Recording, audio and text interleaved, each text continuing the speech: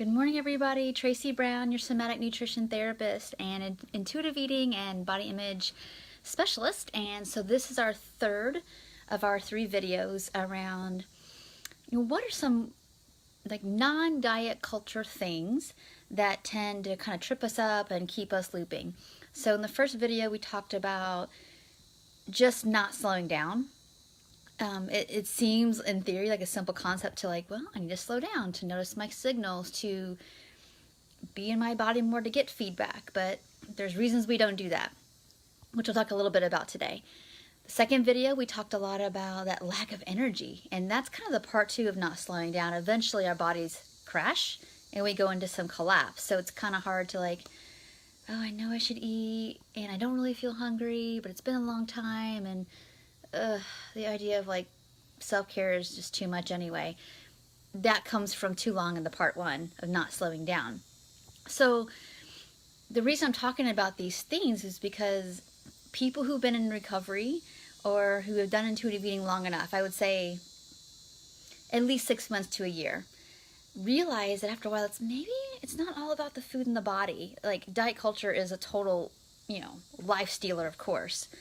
And it influences so much of our beliefs around food, and it has since we were children.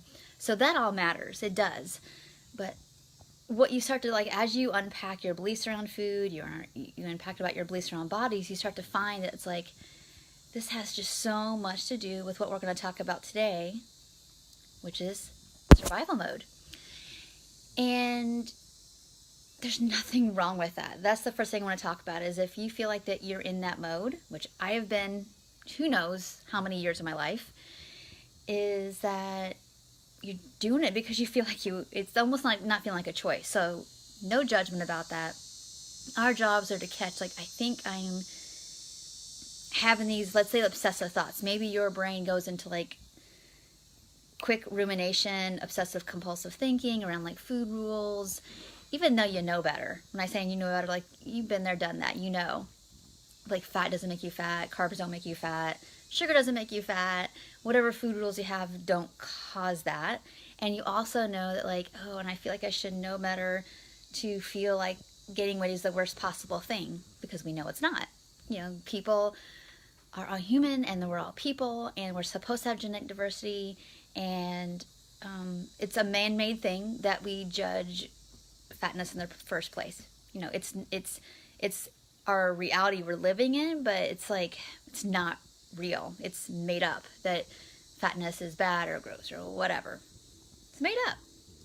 I mean, I'm not saying that everybody of every size at any given moment is at their set point or at their healthiest, whatever that means. And I always cringe when I say that word. I use it sparingly because health is pretty relative and it's a moving target, so we're not gonna we're all different stages and states of health at any given time. But anyway, so survival mode, we're there for a very good reason. I was talking to a client yesterday around perfectionism, and she could trace it back well before her disordered eating and diet days. I mean, it was one of the first strategies she used to avoid criticism. Another might be that people get really good at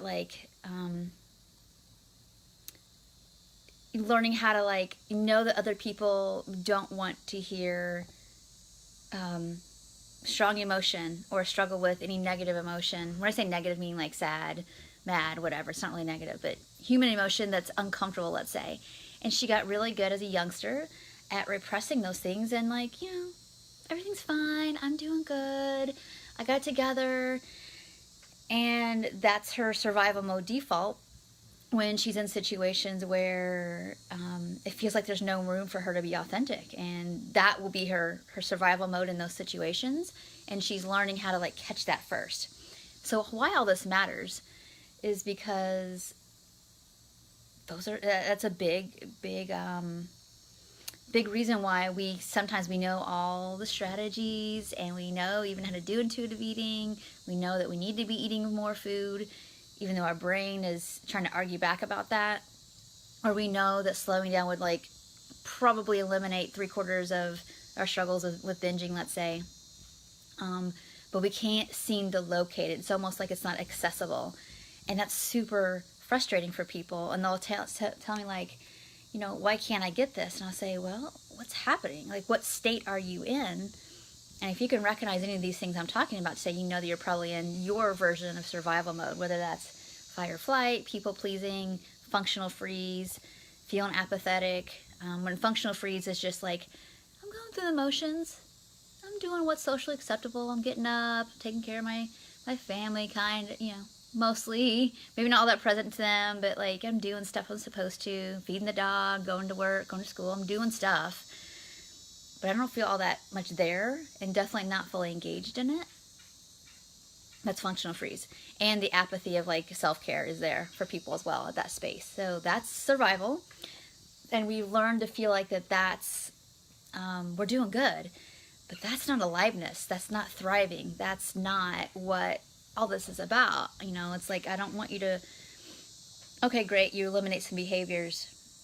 You don't believe in diet culture, but that's still not aliveness. And that's what this video is about is, okay, so how do I let myself dig a little deeper to not be as much in survival mode? Well, step one, can you catch it that you are? Can you catch that like, oh, are the things I'm thinking and like even the sensations I have in my body or the things I'm doing, like, am I having do I have awareness of like I chose to do that, sensation wise, are you feeling like, if you're feeling heaviness in your body from like heaviness in your chest, or like you feel like you're like way down, or you feel like you're in a tornado, you're in survival mode. So that's the easier one maybe to catch. But sometimes they might be tells for you. Like maybe you struggle with the first half of your day with eating. That's like a survival mode thing for you to like, and some of the stuff is very habitual. Some of it's like generational. I have many, many clients, and I put myself in that category too, of like recognizing there are just certain times a day that are harder with the food. Evening, midday, morning, where it's like we kind of don't have in our brain that it's an option to like feed ourselves supportively or well. And everybody else around us is telling us maybe like, oh no, it's actually normal to like eat 3 meals or 6 times a day, or again, whatever our eating style is. And so if you're feeling a disconnect from that, that's how you know, like, wow, why do I have such a hard time taking that in, or pushing back against that, or pushing past it, what's going on for me? That's where I want you to be recognizing, what are my survival strategies, and how do they impact my food, how they impact my ability to move forward.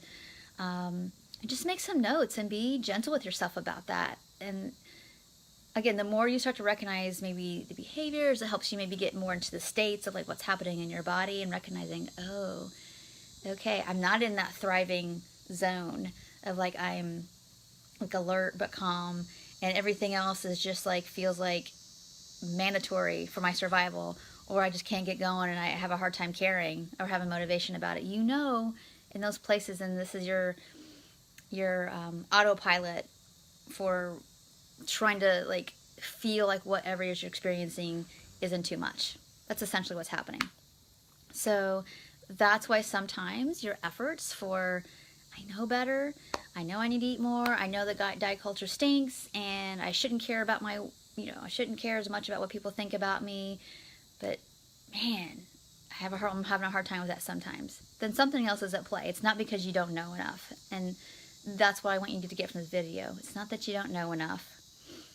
Yeah, you might have to educate yourself on like how refeeding works, and that there's an arc of like eating more and then eventually kind of evening out. All that stuff is true. And if you don't know about that stuff, I posted a picture yesterday that talks a little bit about that. But I guess that would be the 13th, November 13th. I posted a picture about that, like a little old worksheet that I have, that I think might be helpful for some of you to see. Like, you're gonna have to go through that process. You can't skip it, but it does get more normalized. You're eating, all those kind of things, metabolism over time. So you need to we all need that education. But once you know all these things and there's still like some prohibition against it, that's telling me that you're in your autopilot in a survival kind of way, not because you don't know enough information. And so that's what we need to drop into a little more. And so y'all know I've done a ton of videos like, how can I do that? How can I be safe for my body? So y'all know about grounding. Again, I would go through all my videos. I've done a ton of work on this with you all. I've got a meditation series that has like 5 audios that of different ways to help you do that. My free holiday class that I've been giving out this week. If you haven't seen it, it's on. I'll probably post it again. I can post it again below this. I'll definitely post it again Friday. That's available. At the end of it, there's a meditation to be more grounded. That might be helpful. And I'm doing a free class, like a Q&A, kind of like a rapid fire question Q&A next Wednesday night that you can use as well, just for some help. But anyway, I think a lot of us even actually know the tools, and maybe the reminder today is like, can you make a list of your tools and put them in that those writable markers on your mirror? Put them on in writable markers on your mirror. Make sticky notes, post-it cards, whatever, to remind yourself, hey, find your feet. If you look at yourself in your mirror and you're struggling with like body bashing, just hello, gorgeous. Your subconscious is only going to respond to what you say. It's not gonna, like if you're in the mirror and you're telling yourself, oh gosh, I'm so gross, your subconscious is just gonna say, yes, boss.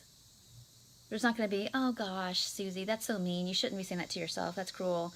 That's not gonna happen.